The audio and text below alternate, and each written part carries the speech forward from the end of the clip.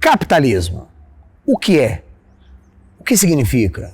Qual sua origem? Os erros e mentiras e acertos sobre esse sistema econômico. Se você quer conhecer, assista o nosso vídeo no Convergência S. Mas o Wellington Calegari tem que lhe fazer um pedido. Se você ainda não é inscrito no nosso canal, se inscreva, curta, compartilhe se achar bacana. Não deixe de nos seguir nas redes sociais, Facebook, Instagram, Spotify, por aí vai.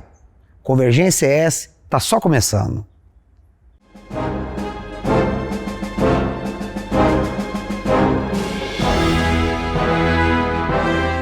Olá meus amigos, aqui quem fala é o Wellington Calegari e vamos falar de capitalismo, o mais comentado e o mais odiado dos sistemas econômicos. Mas afinal, o que é um sistema econômico e o que é o capitalismo?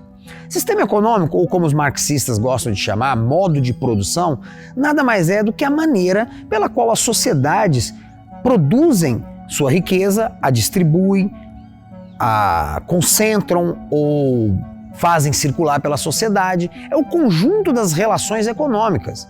Você teve várias formas de sistema econômico ao longo da história. Por exemplo, nas antigas sociedades da Mesopotâmia, o sistema econômico é chamado muitas vezes de sistema de regadio, em que as propriedades eram de certa forma pertencentes ao soberano teocrático, que era uma divindade ou um filho dos deuses, e distribuídas de forma estatal para os templos, para as pessoas, e o Estado, o rei no caso, fazia esse papel de coleta dos frutos da terra. No Egito também era mais ou menos dessa forma.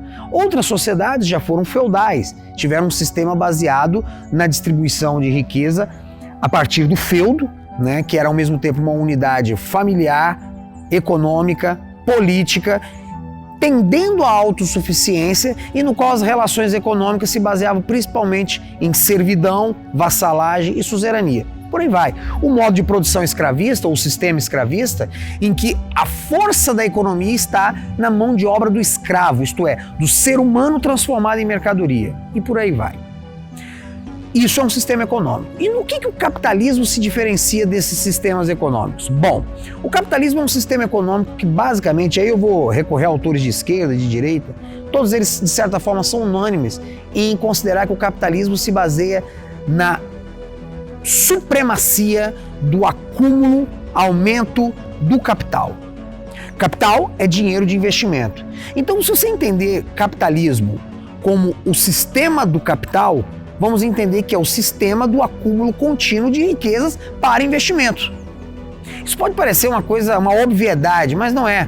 Não era assim que os fenícios entendiam sua economia, ou que os europeus do século XI entendiam a economia. Eles não viam a economia como um constante crescimento das suas forças produtivas. Eram chamadas economias de subsistência. Praticamente todas as economias antes da Revolução Industrial do século XVIII podem ser classificadas como economias de subsistência, porque se produzia muito pouco além da capacidade do homem de usufruir daquela riqueza. A maior parte da riqueza, inclusive, vinha do setor primário, mineração e principalmente agropecuária. Mas o capitalismo muda isso. O capitalismo, ele se baseia nessa constante propagação do capital. O capital é investido em N atividades e retorna maior, retorna multiplicado. Como que se dá esse milagre? Por meio de conhecimento, de ciência e tecnologia aplicado, que por sua vez vai gerar produtividade, isto é, maior produção por pessoa ou maior produção por fator de produção. Então uma fazenda que na Idade Média, uma propriedade que na Idade Média ia ficar séculos produzindo a mesma coisa, no capitalismo, por meio da ciência, da tecnologia, do trabalho aplicado e do capital, a gente faz constantemente aumentar a produtividade. Isso vale para o salão de barbeiro, isso vale para o shopping center, isso vale para tudo. Por isso que o capitalismo ele tem essa capacidade de crescimento contínuo. Entendido isso, entendemos o que é o capitalismo e entendemos o que o diferencia de tudo que veio antes dele. Agora, como que surge essa novidade? Sim, é algo muito recente na história humana. Podemos dizer que a economia mundial começa a se tornar realmente capitalista a partir aí de 1750, 1800 para cá, e isso em algumas nações da Europa. De onde que surge esse sistema? Para você entender, você tem que entender que o capitalismo, mais do que liberdade do mercado, que nós já tratamos em um outro vídeo, vocês podem ver o que é o livre mercado, mais do que meramente a liberdade de se produzir e se vender, embora seja um fator importante, o capitalismo é uma cultura, é uma mentalidade. Você não pode falar numa economia capitalista se as pessoas, seja patrões, empregados, autônomos, não estiverem imbuídos de um espírito capitalista. O próprio Max Weber fala disso. Esse espírito capitalista, que é baseado em sucesso individual, meritocracia, busca constante de satisfação consumista, de satisfação material, aumento, esse desejo de sempre mais, que tudo bem, faz parte da natureza humana até certo ponto, mas nunca foi tão disseminado e racionalizado. Isso tem um momento na história que surge. Mais ou menos no final da Idade Média, mais ou menos na baixa Idade Média, a partir do século XI, XII, quando a Europa estava passando por uma grande prosperidade. É um período áureo da Idade Média cristã ocidental. As forças de produção estavam ampliando-se muito, a agricultura estava crescendo, o artesanato e a burguesia, isto é, a classe que mexia com mercadorias, com finanças, que governava as cidades medievais, também estava crescendo e prosperando. Isso por volta dos séculos XII, XIII. Essa burguesia estava criando novas e eficientes ferramentas de produção e graças em grande parte ao pensamento cristão. Porque a mentalidade cristã, ela cria uma dissociação entre Deus, homem e natureza.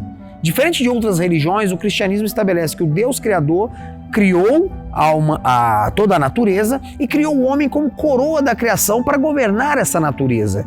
Então isso, de certa forma, liberta as faculdades mentais do homem para sempre estar explorando a natureza para algo maior, para o seu benefício e para o benefício de Deus, para a glória de Deus, que era como os medievais pensavam. Quando, porém, no século XV para XVI, surge o Renascimento, as coisas começam a mudar. A cultura teocêntrica, que via Deus como centro do universo, cede lugar ao antropocentrismo, o homem no centro de todas as coisas. Aquele labor, aquele domínio da natureza que o homem já vinha exercendo por meio da técnica, por meio de novas coisas, isso agora deixa de ser para a glória de Deus e passa a ser para a glória do homem. O antropocentrismo vai ocorrer numa época de grandes descobertas, é a época das grandes navegações. Colombo chega à América, Vasco da Gama chega até as Índias. O início de globalização começa a ocorrer. Produtos dos mais variados continentes estão se encontrando e a Europa passa a ser o centro de toda uma teia de relações comerciais mundiais e com uma cultura cada vez mais antropocêntrica. Paralelo a isso, nós vamos ter a Reforma Protestante e eu convido você que ainda não leu, leia um grande livro de Max Weber, A Ética Protestante e o Espírito do Capitalismo. Não digo que Max Weber, esse importantíssimo filósofo e sociólogo alemão, deu a palavra final sobre o assunto, que é um tema controverso. Mas não deixa de ser muito importante que Weber tenha sido talvez o primeiro a entender que o capitalismo, antes de mais nada, era uma cultura, era um ethos, era uma maneira de pensar o mundo. E com a Reforma Protestante isso começa a ocorrer também.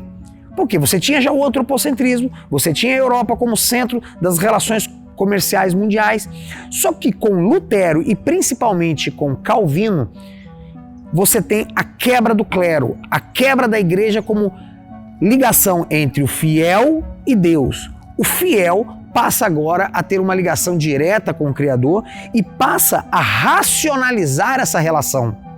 A fé não morre, assim, Calvino era um homem de muita fé, mas querendo ou não, a partir do calvinismo, você começa a ter uma racionalização do trabalho. O trabalho, que tinha sido algo sofrido, feito para a glória de Deus, e que já com o antropocentrismo começa a ser para a glória do homem, em Calvino é legitimado como símbolo da salvação do homem. O homem próspero, e aí ele recorre a modelos do Antigo Testamento, é de certa forma um homem abençoado por Deus. Claro, nós estamos aqui falando da vulgar teologia da prosperidade de algumas correntes modernas do protestantismo, mas estamos falando de uma nova visão que vai atingir um certo público. Em que lugar?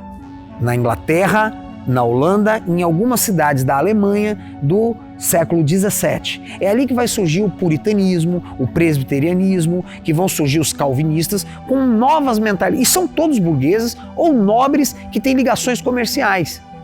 Aquela ética calvinista diferente, meritocrática, baseada num trabalho de usufruto próprio, vai criar novas concepções. E essas concepções chegam por fim no século XVIII ao burguês da Inglaterra, que não necessariamente é um calvinista, mas aquele espírito calvinista virou outra coisa, virou o espírito do protocapitalismo.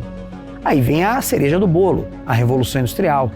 Essa extraordinária arrancada tecnológica que permitiu ao homem aumentar brutalmente sua capacidade de geração de riquezas. A partir daí o capitalismo começa sua marcha triunfante. Da Europa, através dos impérios coloniais, o capitalismo se espalha pelo mundo. Os primórdios da globalização fortalecem cada vez mais as potências capitalistas, que por sua vez possuem indústrias essas que lhe dão poder econômico e militar, que por sua vez lhes assegura mercado em um círculo virtuoso de poder e dinheiro. Chegamos então ao século XX. No século XX, o capitalismo recebe mais um poderoso ingrediente, o Estado. Sim, meus amigos, o Estado não é inimigo do capitalismo, pelo contrário, é talvez o seu aliado mais poderoso, embora o que eu estou dizendo vá contradizer em muito autores libertários, liberais. Mas como assim, Calegari? Veja bem, o Estado pode ser inimigo do livre mercado, que, como eu já disse e insisto, é diferente de capitalismo, mas ele não é inimigo da cultura capitalista. Pelo contrário, é com John Maynard Keynes, economista e filósofo inglês do início do século XX, que o capitalismo, a aliança capital e Estado, que já existia em embrião, se torna um casamento. Keynes desenvolve teorias em que diz que, de tempos em tempos, o capitalismo passa por crises. Essas crises, segundo Keynes, são causadas pela perda da confiança dos investidores e principalmente pela queda do consumo. A indústria produz demais, o povo consome de menos. Isso gera recessões. O Estado não pode permitir isso. Como o Estado atua? Com que remédio? Injetando dinheiro nas pessoas, facilitando o crédito, estimulando o povo a consumir e, com isso, reaquecendo a economia.